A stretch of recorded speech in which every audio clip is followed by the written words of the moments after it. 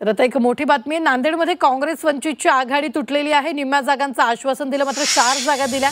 वंचित बहुजननं काँग्रेसवर हा आरोप केलेला आहे। काँग्रेसनं पाठीत खंजीर खुपसल्याचंही वंचितनं म्हटलेलं आहे। नांदेड जिल्ह्यातील नगरपालिका निवडणुकीसाठी घोषणा करण्यात आलेली काँग्रेस आणि वंचित बहुजन पार्टीची आघाडी तुटली आहे। काँग्रेस आणि वंचितचे 11 नोव्हेंबर रोजी संयुक्त पत्रकार परिषद घेऊन एक समसमान सन्मान या सूत्रावर आघाडी जाहीर केल्याचं कळलं होतं।